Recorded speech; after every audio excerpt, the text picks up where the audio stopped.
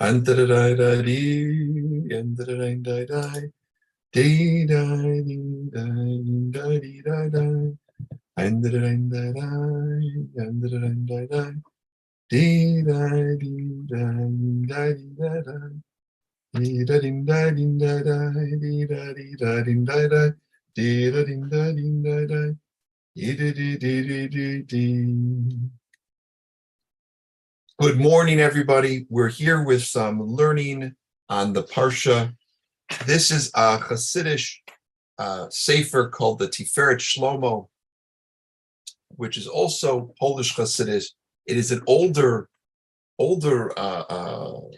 sefer than the Sfas Emes, and we're going to be reading and studying just a part of his insights into Parshas Matos. And I'll tell you that this is Rosh Chodesh today, so I thought we'll do something a little different. And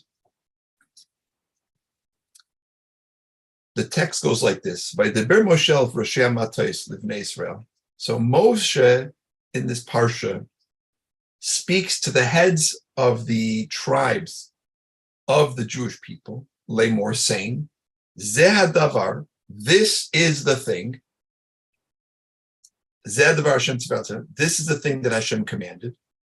And that's a whole, that's a whole other interesting thing, which we could look at. Lo yechel dvar b'kachol hayetzeh mipei v'seh.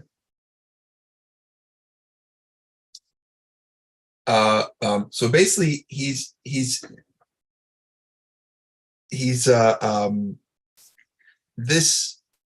this episode here, Moshe Rabbeinu is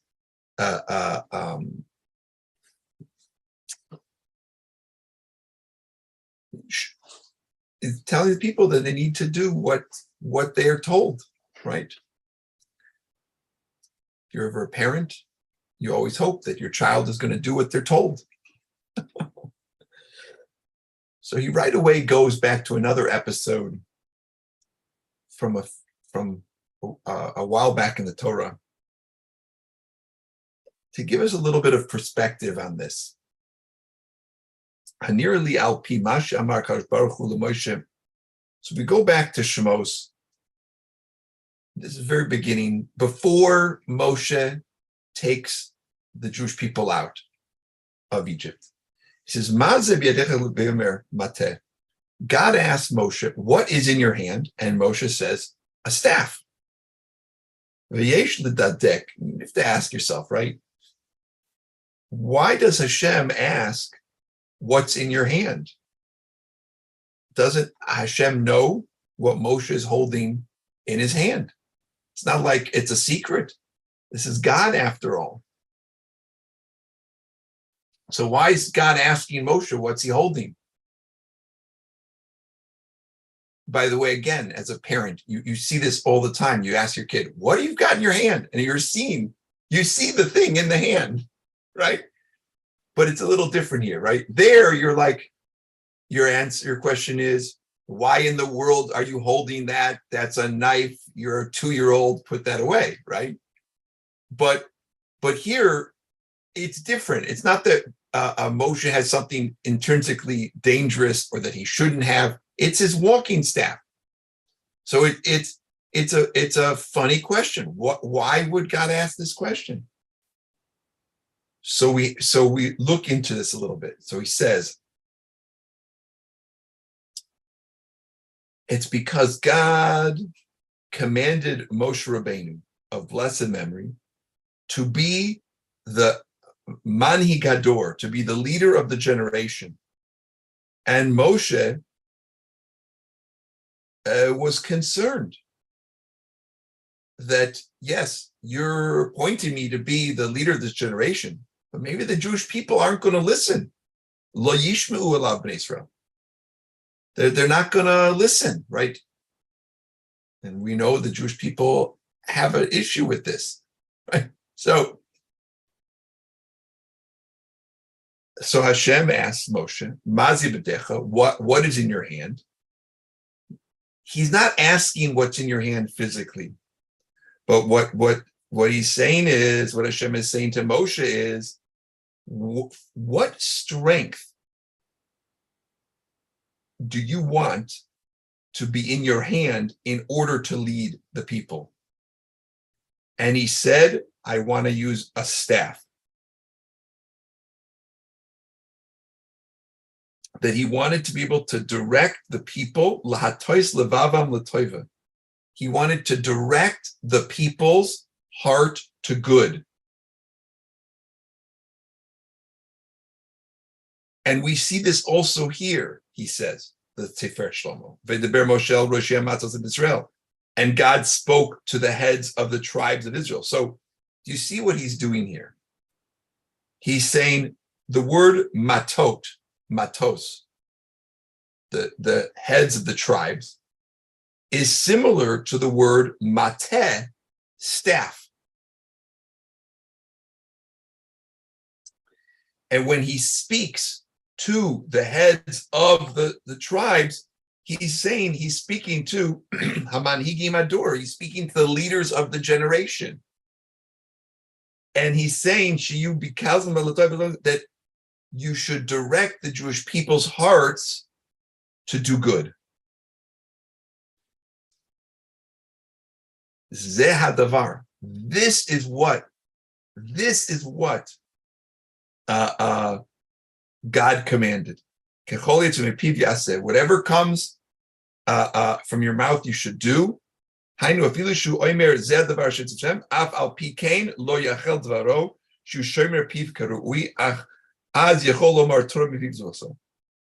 we need to fulfill the things that we say. We need to be true to our word, and we need to lead the people to good.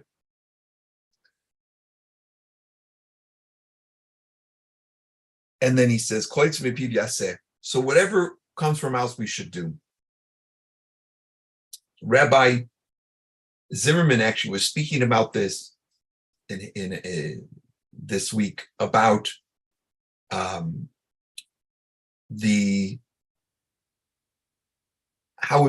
important it is to fulfill the words of what we say. And Kol Nidre, everybody wants to be a shul for Kol Nidre. It's a very stirring prayer. But what is Kol Nidre? Kol Nidre is a prayer where we're saying that if there's something that I said I was going to do that I didn't do in the previous year, please, nullify that and don't hold it against me that I didn't fulfill my word. Kol Nidre is a way of discharging the obligations that we had created to do. And he says, Rabbi Zimmerman says that speech, the power of speech, is one of the defining characteristics of being a human. And one of the things that we can create with our speech are these obligations.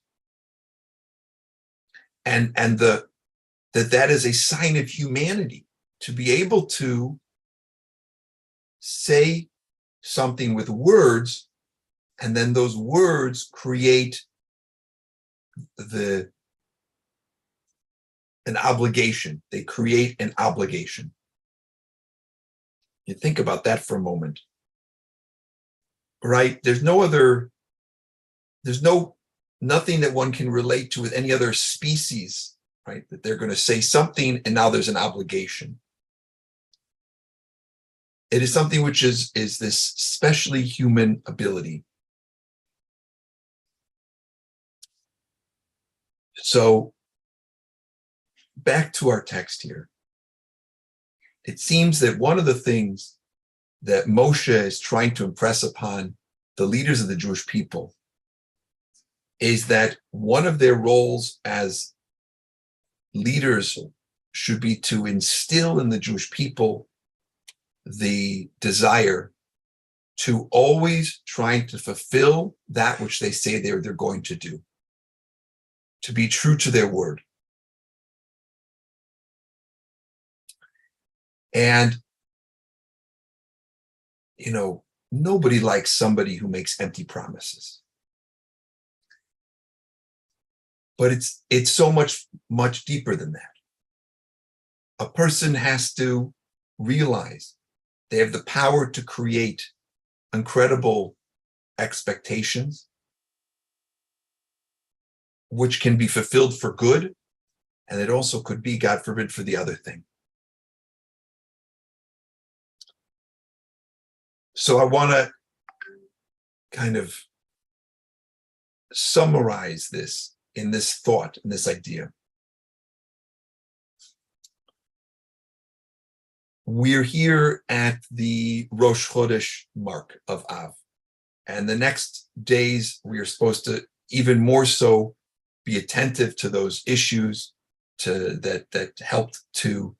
that contributed to the temples being destroyed. So we have to be attentive to not contributing, right, to sinas chinam, to baseless hatred. And of course, all of that is from so much of that is from the power of speech that we have to control what we say. So maybe one of the lessons for us today, and it's not just when it comes to, Jews or others that we have nothing to do with, but those around us. Let us be very attentive to our words. Let us uphold. If we say we're going to do something, let's make every effort to do it. And when we do say something or do something which missed the mark, let's always remember to apologize and to make amends and to hold ourselves to a higher level than we have before. And may in the schus of our learning and the schus of our keeping our word and leading ourselves in a good direction, may Hashem turn this Tisha B'Av from a day of sadness into joy. May we return, B'mher Rameinu, to Yerushalayim Yer HaKodesh. Good Shabbos.